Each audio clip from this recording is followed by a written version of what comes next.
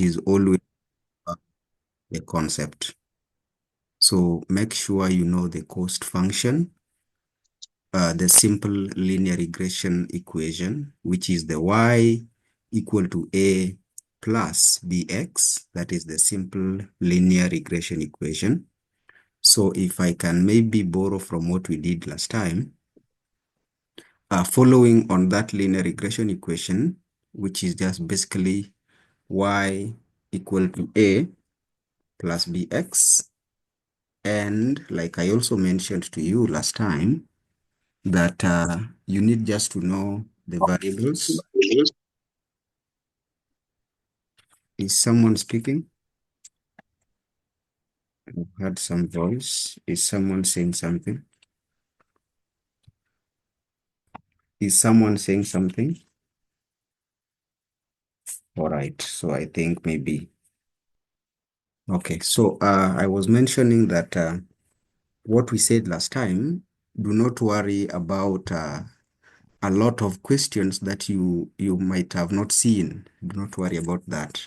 I normally insist on the concept. Once you have the concept at your fingertips, no matter the question, you'll always be good. So we were talking about the linear regression equation, which we tackled last time, and you just basically know the variables that you're dealing with.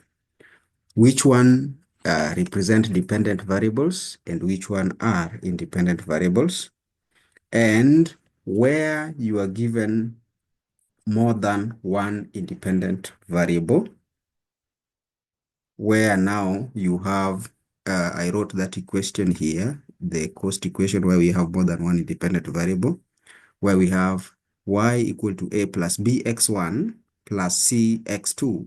So those are two independent variables. So where you have those two independent variables and you're required to run a regression equation, yeah? You're needed to run the regression analysis. You need to know when you have your output like we did last time, you will get the independent variables output here, where you have the x1 and the x2. Then the y-intercept, which is denoted by A, will always remain constant there. So once you understand what you are looking at, once you understand this output window, you know where you pinpoint your R squared, your home and dry. And also, you know how to play around with the confidence levels. Like I mentioned to you, and you've already known, the confidence level by default is normally 95%, both lower and upper. So that normally represents the worst case and best case scenarios. So once you know how to play around with that, and whenever you are running the regression analysis, when you include the title, like in our case, we renamed the date to be X1, we renamed this to be X2, that is to represent the other variable. Then we also renamed, I think this was price, to be Y. Once you are running your regression analysis and you include the title, make sure there is that window where you mark that you also include labels on that pop-up window before you run the regression analysis. That is important because you are telling Excel that in my range of the data that you need to analyze and give me an output, there is a title included, right? So that it will be able to give you the correct output. And that's why in your output, you have this named, you have the analysis, you have X1 given there, the X2, the variables, and also you have the intercept. That is important when you're running it. So when you play around with the cost function, another thing, make sure you know how to interpret the results. It's not about running the regression analysis.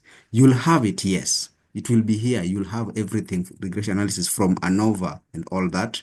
Once you have them, are you able to interpret? Do you understand what those output mean? The AY intercept, the independent variable one, and the next one, and the confidence levels. You know what they mean. That is one important thing, so that the examiner also is able, because normally they will never bring you a regression analysis question without asking for the interpretation. Remember that. So when I shared this working last time, I made sure that I wrote those interpretation part so that you be able to align yourself and know how to give those interpretations. So remember that and always have it at your fingertips in case you meet such a question in an exam. Now, guys, tell me, I know you also did some of those past paper questions in class. I don't know if you did something to do with December 2023, question number 23. Confirm to me if you've already covered that so that we can do something else. Even though I can see the same concept that we already did is what is repeated in December 2023. So we may decide to skip it because I'm not seeing something that should be able to challenge you. Did you do this one? Did you try it out even on your own, leave alone the session you had with the other teacher? Did you already have a glimpse on this? December 2023, question number 23, confirm to me. Confirm to me, guys. Confirm to me, guys. Confirm to me, guys. Great. Juma is saying you looked at it, which is very good, So you'll realize that even for those who've not checked on it, like Betty, you realize that it is the same analysis you're doing because what you are required to do is just to identify the variables. And let me see somebody else. Daniel also did it. So if you look at the variables given there, they're they're very simple. And you're just asked to generate regression output from MS Excel.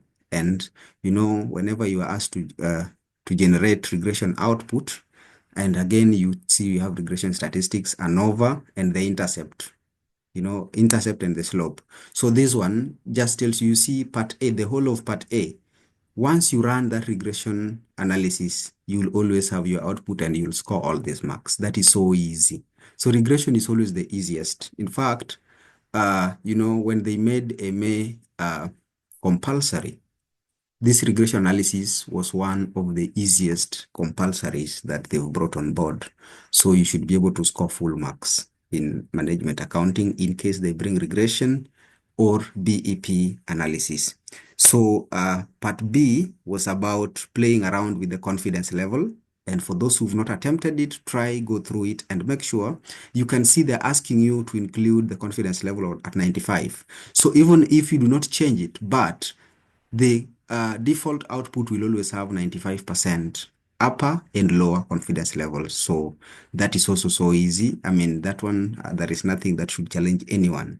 Then now using a chart to represent the information which is in B above, where you are having quantity, actual cost, and predicted cost. So you just need to know, what are we doing? What is regression? Regression is about cost estimation. When you estimate your costs by running that regression analysis and you have your output where you have your intercept and the variables given there, you are able to come up with your new cost function.